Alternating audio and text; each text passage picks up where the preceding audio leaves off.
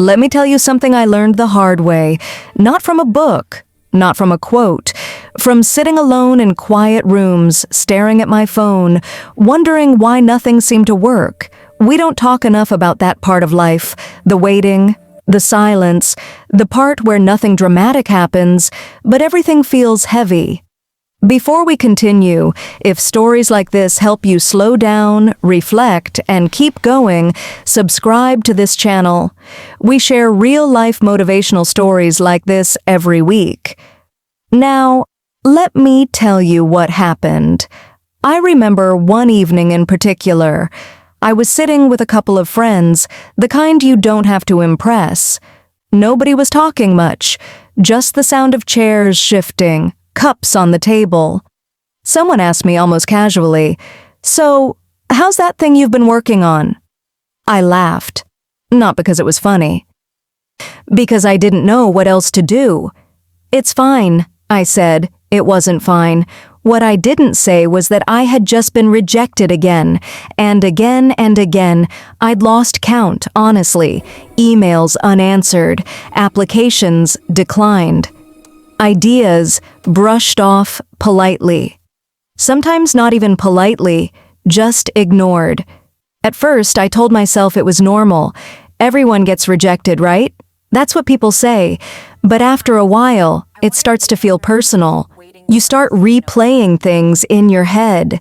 Maybe I'm not good enough. Maybe I waited too long. Maybe I don't belong in this room I keep knocking on. I didn't fail loudly. There was no big crash.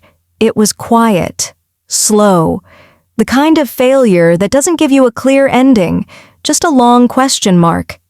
I kept going anyway, not because I was confident, but because I didn't know what else to do.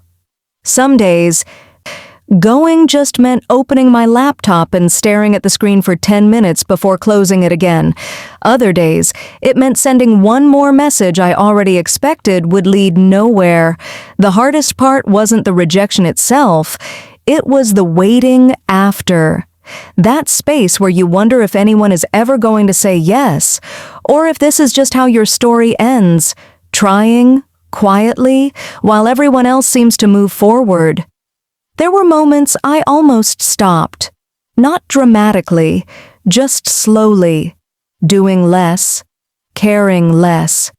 Telling myself I was taking a break, when really I was protecting myself from disappointment. Then came one rejection I didn't expect to matter. It was short, almost careless. Just a no, with a line that said they were going in a different direction. Normally, I would have closed the tab and moved on, but that day, something felt different.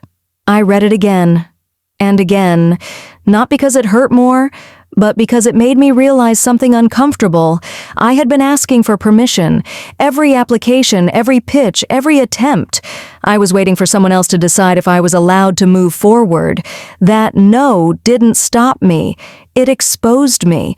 I realized how much energy I'd spent trying to fit into expectations I didn't even agree with. I was adjusting myself, shrinking here, stretching there, hoping one version of me would finally be acceptable. And suddenly, that didn't feel right anymore. I didn't become brave overnight. I didn't wake up motivated. I was still tired, still unsure, still very human. But I stopped chasing approval. I started doing the work quietly without expecting applause. I focused on getting better instead of being chosen. I made small changes, honest ones. I worked when nobody was watching. Not every day, not perfectly, just consistently enough to matter. Some days were still discouraging. Some days nothing happened at all, but something had shifted inside me. I wasn't counting rejections anymore. I wasn't measuring my worth by responses. And then, much later, not suddenly, not magically, something worked.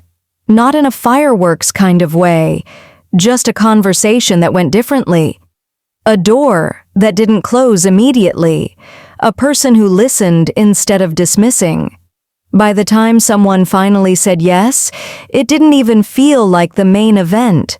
Because the real change had already happened earlier, back when that one no forced me to stop begging for validation and start trusting my own direction. Looking back, I don't even remember the first 99 rejections clearly, but I remember the moment I stopped letting them define me. That's the part nobody celebrates. The quiet decision to keep going without reassurance. If I'm being honest with you, if we're really sitting here together, I still doubt myself sometimes. I still wonder if I'm doing enough. I still feel behind on certain days, but I no longer feel powerless.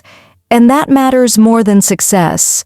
So if you're in that place right now, sending things out, trying, waiting, getting ignored, I want you to know this: you're not broken. You're not late. You're not foolish for believing in something that hasn't worked yet. Rejection doesn't always mean stop.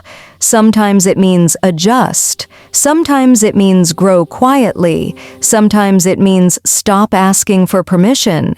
And sometimes one no isn't there to block your path. It's there to change how you walk it. You don't need to prove anything tonight. You don't need a breakthrough by morning. Just don't disappear. Stay. Keep going in small, honest ways. Trust that the work you're doing when nobody claps still counts. You're not alone in this. And this part, this quiet part, is still part of the story. If this story meant something to you, take a moment to subscribe. Leave a comment. I read them. Share this with someone who might need it, and turn on notifications so you don't miss the next story. You're not alone in this. Thank you for watching.